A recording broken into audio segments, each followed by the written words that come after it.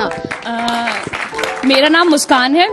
मेरा सवाल ये है कि 2014 से ही लोगों ने भारत जोड़ो फॉलो करना शुरू कर दिया था, लेकिन अब कांग्रेस कह रही है कि वो नया ये लेकर आ रही है। लेकिन जब कांग्रेस सुनने में आया कि कांग्रेस नई आई है, कांग्रेस नई कैसे है? पहले वो आलू से सोना बनाती थी, अब वो आटे को लीटर में तोल रही है। मैं बस इतना पूछना चाहती हूँ कि कैसे हम भरोसा कर ले उनको। ठीक है, अभी बताता है भाई, अभी बताता है, अभी किया ना, अभी बताता है। सबसे पहले तो बच्चों, व्हाट्सएप और फेसबुक की यूनिवर्सिटी के आगे वो यूनिवर्सिटीज हैं जहां आप पढ़ रहे हैं, थोड़ी सी इज्जत उनकी भी करिए।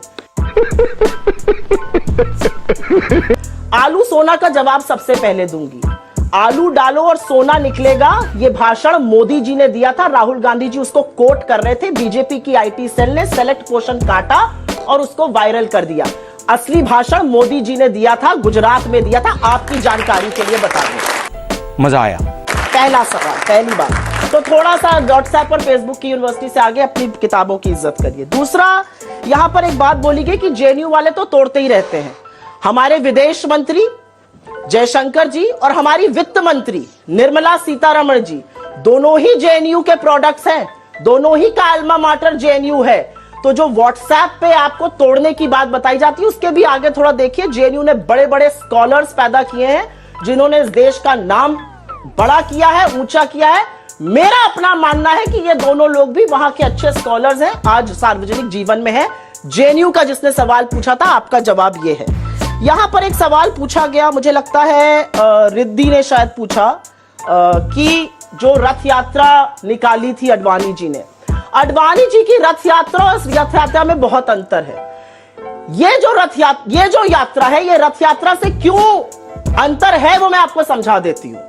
मेरा अपना मानना है, और अगर आप अपने चारों तरफ देख लीजिए, आज महंगाई से, बेरोजगारी से, गरीबी से, गुर्बत से लोगों का हौसला टूटा है। कल शाम को ह्यूमन डेवलपमेंट इंडेक्स की रिपोर्ट आई है जिसमें हम 130 से 132वें स्थान पर चले गए। नेपाल, भूटान, चीन और बांग्लादेश के नीचे। ह्यूमन डेवलपमेंट इंडेक्स का मतलब है शिक्षा में, स्वास्थ्य में, स्टैंडर्ड ऑफ लिविंग में आप लगातार स्लिप कर रहे हैं। तो आंकड़े तो नहीं झुठला सकते। तो लोगों का हौसला टूटा है। हिंदू मुसलमानों को, आदिवासियों को, दलितों को, राज्यों को आपस में, राज्यों को केंद्र से जिस तरह का मनमुटाव है, जिस तरह का लड़ाया जा रहा है, उससे लोगों का विश्वास टूटा और उसको जोड़ने की जरूरत है। एक मिनट। और इसलिए यह यात्रा अन्य किसी भी यात्रा से, इसमें अंतर है।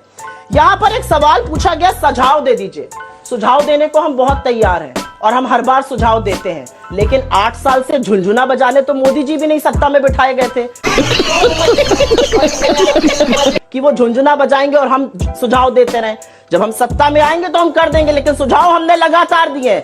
हमने कहा था कि पैदल मजदूरों को मत चलाइए। हमने कहा था एकदम से लॉकडाउन लगाकर लोगों की आय खत्म हो जाएगी, वो मत कीजिए। हमने कहा था चिलमिलाती धूप में लोग मरने लगेंगे, मत चलाइए, लेकिन इन्होंने लाखों मजदूरों को चलाया। हमने कहा था कोविड के लिए प्रिपेयर रहिए। फरवरी में सबसे पहले राहुल गांधी जी ने कहा था सुनामी आने वाली है, तब मोदी जी मध्य प्रदेश की चुनी हुई सरकार गिरा रहे थे और नमस्ते ट्रंप करा रहे थे, दीदी ओ दीदी कर रहे थे। जब वैक्सीन बनाना चाहिए था देश में, हमने सुझाव बहुत दिए, सुझाव सुनने वालों ने सुझाव नहीं सुने। ये बिक गई है गवर्नमेंट। अब गवर्नमेंट में कुछ नहीं है।